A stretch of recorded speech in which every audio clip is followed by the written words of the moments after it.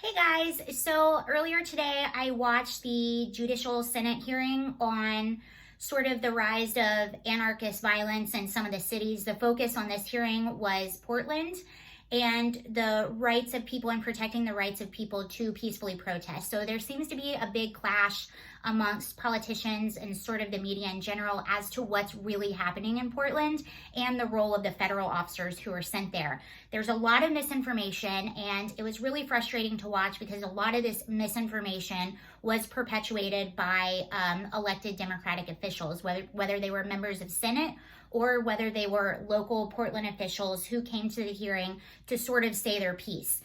Some of the local officials, actually, you know what, it was the same rhetoric among the Senate and the local officials. And some of the rhetoric that was being thrown back and forth were the fact that these are not violent protests, these are peaceful protests.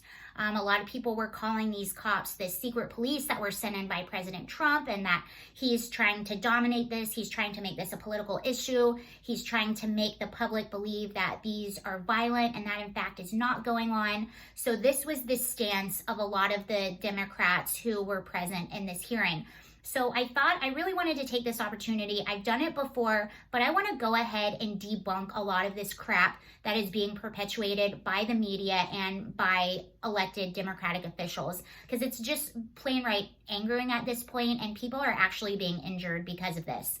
Not only that, but you're perpetuating and you're giving these anarchists and these violent rioters even more reason to continue what they're doing by not condemning what they're doing. And that's my problem. And if you're a Democrat, or if you're someone who's liberal that is stumbled upon this video, I'm a conservative. This is going to be a conservative point of view, but I just want to make something perfectly clear. Every single conservative commentator that I follow, I wouldn't call myself a commentator, but myself included, I just have opinions and I talk about them. I guess that's what that is. But every single conservative elected official, commentator, person that I know completely condemns any sort of violent behavior by any groups. They all condemn white supremacists. They all condemn violence on anyone. Every single person that I follow. And the same for me. Sorry, my camera's dying. I hope it works till the end of this video. Every single one of them. So there seems to be a light that they try, or it's not a light, but they try to blame conservatives as the evil ones, as the supremacists, and it's just simply not true. Every single person I follow condemns white supremacy, condemns violence on anyone for any given reason, and that is a consensus among every single person that I follow. So I wrote some bullet points. I took some notes for you. So let's go in and sort of debunk all of these things that keep being said by journalists and elected officials. And the first one is the fact that these are peaceful protests. I literally saw a video. I'm not even joking. I wish I had my camera because I would have showed it to you. I'm watching Los Angeles local news. There is an image from a protest that was going on during the day, and the protesters blocked a certain part of the highway, and there was an innocent car just trying to go through, not a part of the protest at all. And there were projectiles being thrown at the car, and while this image is playing on the news, there's a voiceover from a journalist saying, or a news anchor saying, you know, the peaceful protesters, they're literally saying peaceful protesters while you're watching an image at home of people throwing projectiles at a car. If you're throwing anything, you're not peaceful. That is violence. That is violent. Okay, so what is the definition of a peaceful protest? Here it is. A peaceful protest, also known as nonviolent resistance or nonviolent action, is the act of expressing disapproval through a statement or action without the use of violence. This type of protest has been used to advocate a number of different causes, including human rights issues, anti-war campaigns, and expressing disapproval of various political/governmental policy issues. Some general methods include boycotting certain products, participating in a march or a sit-in, displaying a particular symbol, and handing out flyers. What's been going on in Portland? Now, This has been going on in a lot of cities across the US, but we're focusing on Portland since this was the focus of the hearing.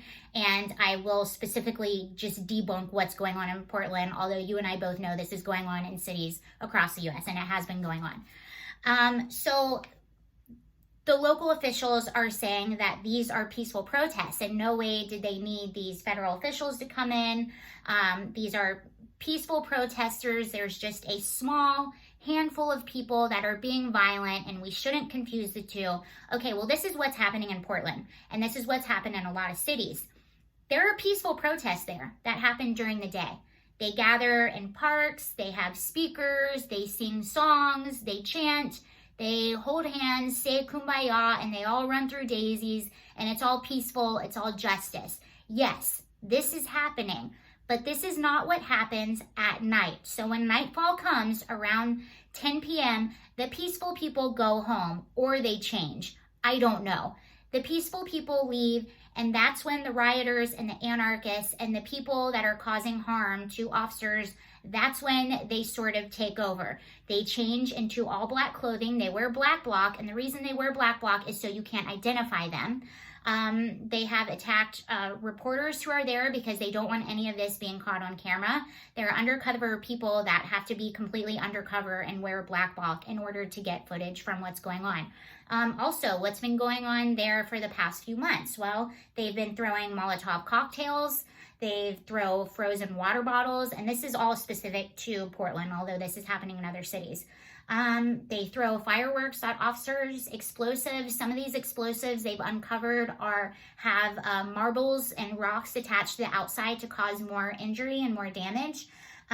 They've been using laser pointers. So they have these laser pointers that are about this big, and they're green, and they shine that directly in police officers' eyes. There are several police officers who I believe might be permanently blind because of this. They light trash on fire and throw it over the fence that has been protecting the federal building. They have busted in windows at the federal building. They have lit fires inside. They've busted down doors. Almost every single night, they try to knock down the protective wall that's been put outside of the federal building. And there have been 277 injuries since May by officers from peaceful protesters. 277 injuries. A few of those are some of the police officers who might be permanently blind. So that's been happening. These are secret police that Trump has been sit in. This is a common phrase that's been thrown around. Trump's secret police. He's coming in to dominate the streets, this and that. These are not secret police. If you watch any video, on the front of their uniforms, it says police in bright yellow writing in all caps. They say police. They have a badge that says the department that they're with and also has an identifying number for the specific officer.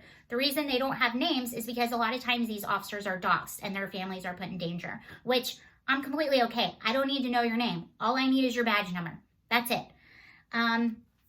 And the fact that these are Trump's secret police that he sent in. So this I actually just learned from the hearing. So the Secretary of Homeland Security got on and was involved in a panel. And he said that these are not secret police that were sent in to antagonize residents. These are federal officers. So what happened is this federal courthouse had been under attack for days and days and days. And the FPS, the Federal Protective Services, these are local federal agents who are there to protect the federal building. They actually requested extra local help, and they got extra local help because they were under attack for so long. Well, this extra local help that they got was not enough to help defend them against the violent riots and the violent attacks that were coming to the federal courthouse. So they actually requested more federal help, and that's when Homeland Security sent in officers to help protect the federal building.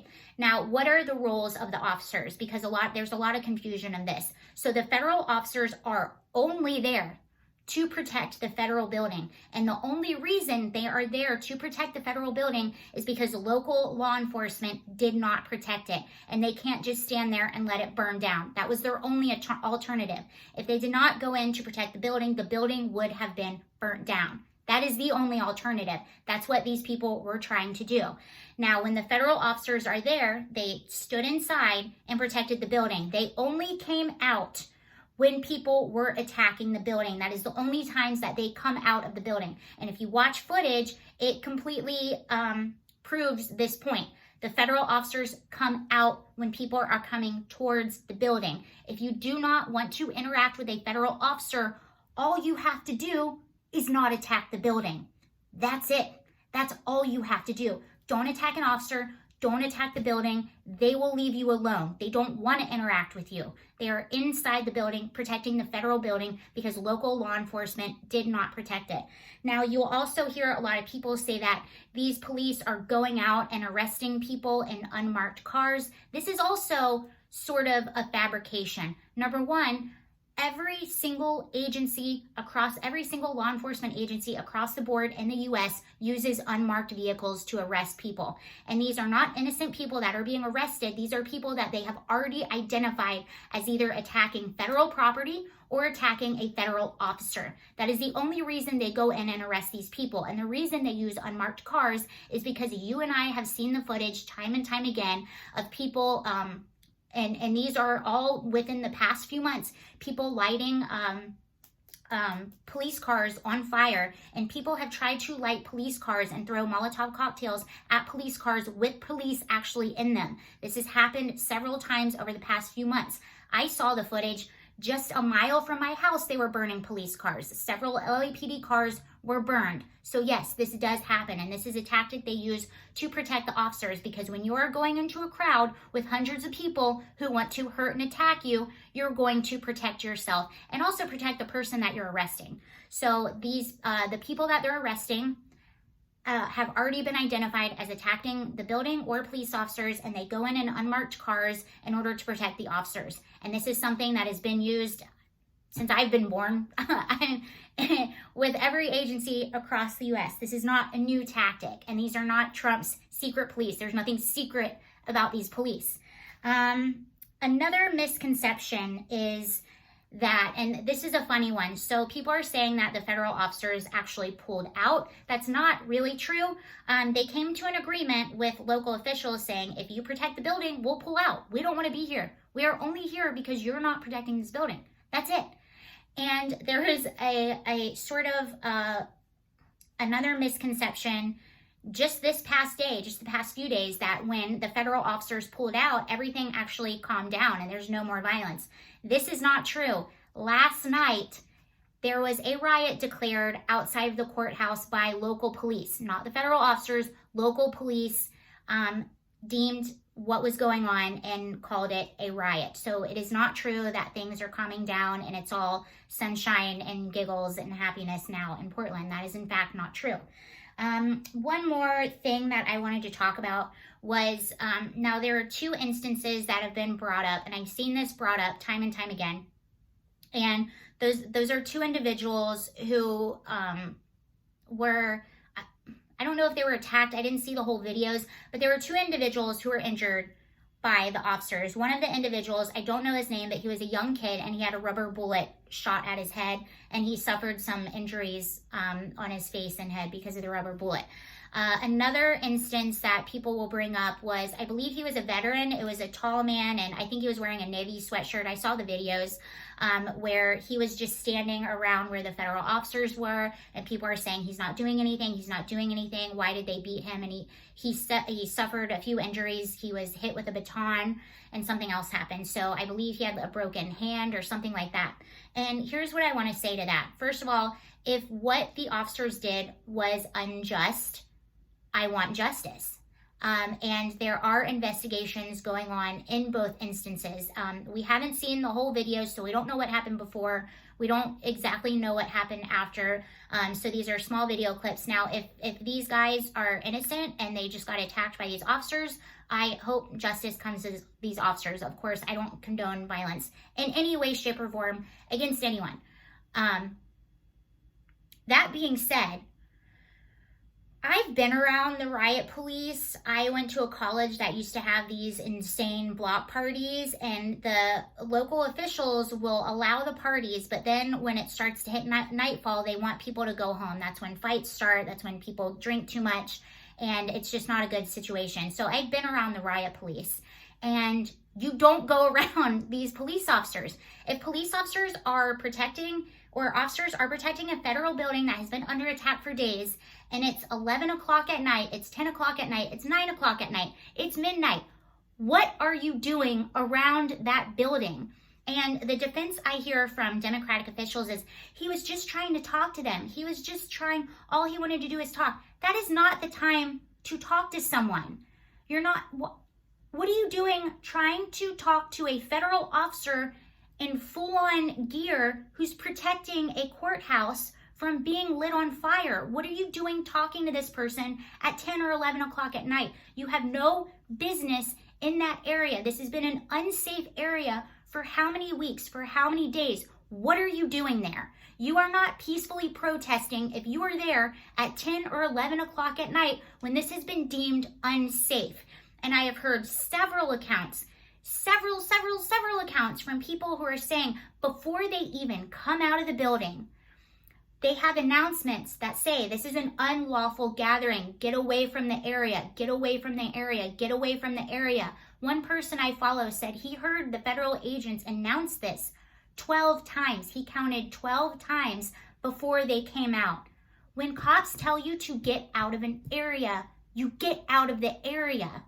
It's unsafe. People are throwing Molotov cocktails. There's laser pointers. They're lighting fires. They're trying to ruin and break down the barrier. Even the wall of moms, you saw several of them. Once nightfall came, once the cameras left, they were trying to kick down the wall that was put around the federal building to protect it. They want to destroy the federal building. These are not peaceful protesters. And if you want to make a difference, hanging out around a federal building that has been under attack for over a month after police have told you to leave, after they told you it's unsafe, that's not how you make change. I don't understand why we keep defending these people, why we're not telling them, guys, it's time to go home. Let's figure this out. If you want change, let's figure this out together. But being here at night when this situation has not been safe for weeks and weeks and weeks, that's not, what are you doing? What are you solving? And I know just like you, I've seen the videos time and time again where people will go up and antagonize the police officers, even be violent towards the police officers. And then when they're sprayed with pepper spray or pushed out of the way, they start whining and crying and they're like, I didn't do anything. Well, this is why. Because local officials are basically just sweeping this under the rug and are on the side of the people that are perpetuating this violence against officers in federal buildings. So those are a few misconceptions and sort of arguments that I hear of people who are defending this behavior. And look, I, like everyone else, am completely for peacefully protesting. I am for using your constitutional rights. My mom did it back in the 60s. I've been involved in protests. My mom used to go to sit-ins all the time. I've been in protests. I was involved in some of the Occupy stuff. I went down there. This is not a protest. This is an active attack on federal property and federal agents and law enforcement. That's what this is. And it's really concerning when you see officials who are unwilling to call it what it is. Those are my thoughts on sort of the judiciary hearing, and I just wanted to kind of go through some of these common things that I hear people saying. These are not secret police that were sent in by Trump. This is not a political move by Trump. This is stuff that's actually happening. And I would question any official who is unwilling to condemn this behavior by these rioters, because the ones that are going to pay for this at the end of the day are the law-abiding citizens that live in these areas. So I wish them all the best. I'm gonna watch the rest of the hearing. I didn't finish it up. It was really long, but I wanted to go ahead and say that because it makes me so angry to see people who just are not acknowledging what's going on. This is happening, people. It's going on, and it will continue to happen if we don't fix the problem. All right, bye.